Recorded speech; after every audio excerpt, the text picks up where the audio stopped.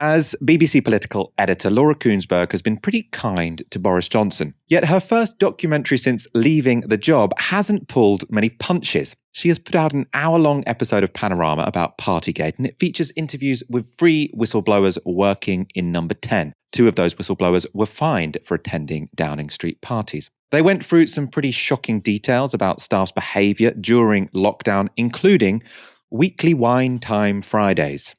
So when you and your colleagues in government saw Boris Johnson say none of the rules had been broken, we were watching it all live and we just sort of looked at each other in disbelief, like, why?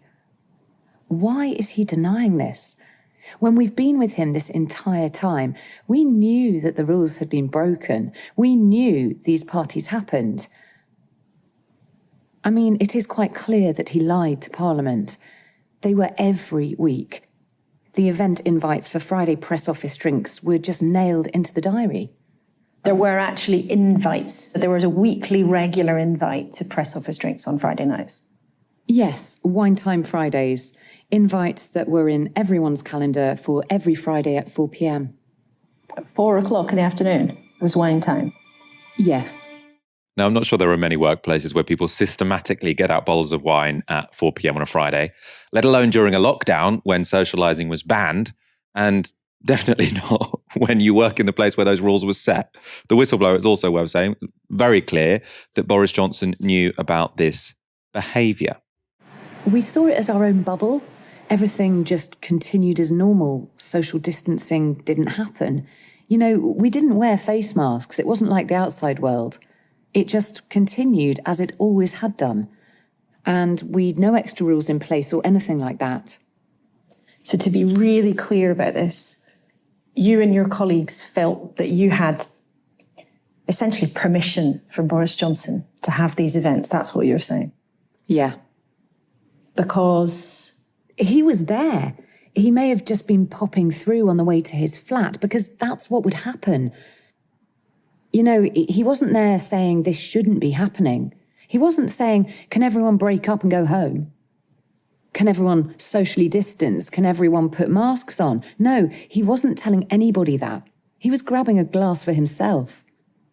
His principal private secretary himself was organising. His staff were organising parties.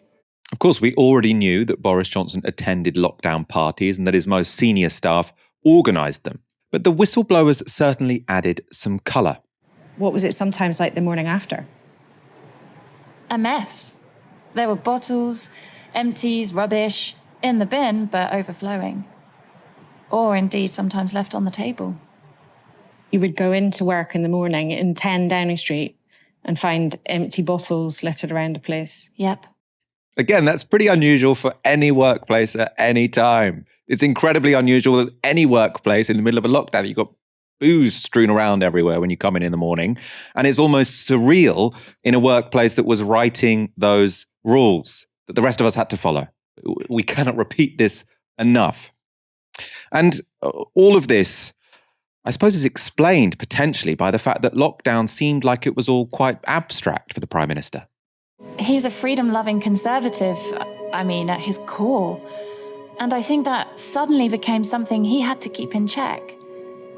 There's probably a sense of disbelieving for himself. The majority of people need to follow these rules, and that's the right message to send. But I think it stopped short of him almost seeing himself as part of that majority. And within the building and his general interactions, it felt like business as usual. Can you imagine Boris Johnson not thinking of himself as part of the majority? It's shocking. I'm shocked, stunned.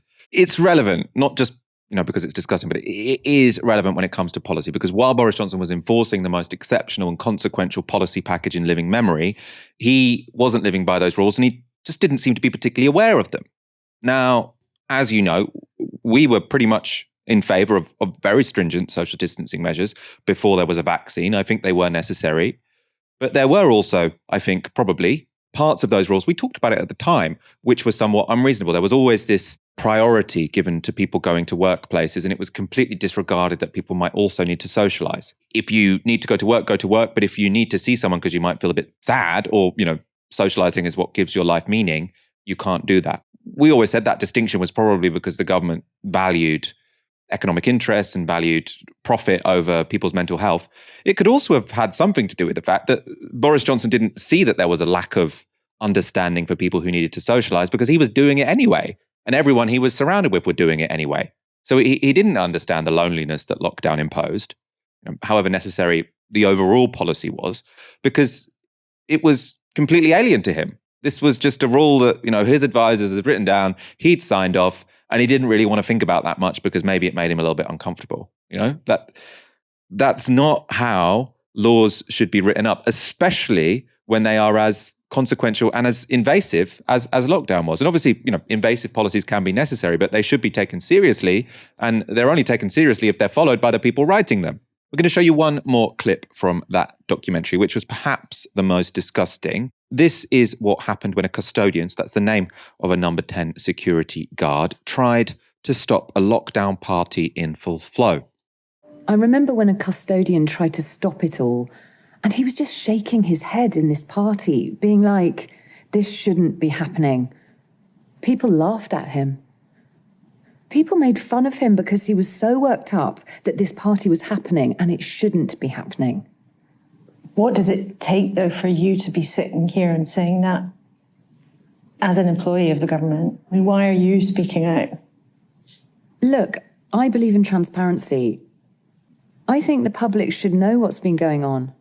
A few things sort of really jump out at me. The first one is something that we always knew, but to kind of hear it coming from someone who is in the eye of it really confirmed some of your worst suspicions, which is this idea that the COVID policies, and I would actually say policy as a whole for the Conservative government, are abstract. They see themselves as part of a bubble where the pain and the restriction and the pressure of the outside world doesn't exist. And that is the continuing theme throughout this government. It's the case for COVID, but also when we see some of the most cruel policies enacted by this government. The thing that comes to mind is when the government refused to give people 20 quid a week more in universal credit to help with the pandemic in case someone had the audacity to enjoy that 20 quid a little bit too much. That kind of attitude of there is no bottom to the cruelty that everyone else has to experience outside of Parliament and outside of government because they are so protected from that. It really adds up. To them, the policies that they enact, the things that they write down are abstract to them because for them and the people that they love, the people that they consider part of their community, policies like austerity cuts, things like the Nationality and Borders Bill, these are not things that are going to affect them. They are abstract to them. And so that kind of ability to believe that you live in a parallel universe when you have political and financial power really came through to me in the description of the events that were laid out in that documentary. But another thing that I really think about here is obviously, this documentary as a whole is really damning for Johnson.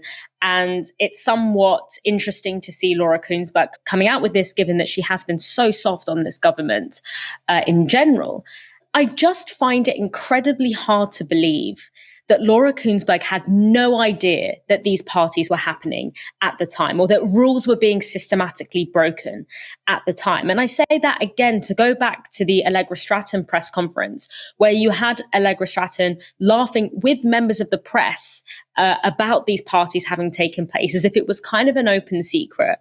I find it really hard to believe that Laura Kuenssberg, or at least someone close to her or in her team, someone as well networked as that, someone as embedded in that class as she is, would have had no inkling about this. And so whilst it's all well and good that the press are giving the government a hard time now, I would love to see an investigation into the legacy media to find out which members of the press actually knew about this and made the active decision to not make it a story at the time when it should have been front pages of every newspaper, holding the government to account there and then, not 5 months down the line when they've been able to craft their messaging and interfere with investigation processes in order to get themselves off the hook. when I'm watching this documentary. I'm thinking, is this really the first that so many of these lobby journalists have heard of this? And if not, why is this the first that we are hearing of it? All of us here at Novara Media are working harder than ever to keep scrutinising establishment politicians and the media barons who protect them. We don't have billionaire funders. We don't have advertising partnerships. We're funded entirely by you. If you've ever thought about supporting us, now's the time to go to novaramedia.com/support and donate anything you can from just £1 per month. Defy the corporate media, join our monthly supporters and help build our supporter base to 10,000 strong.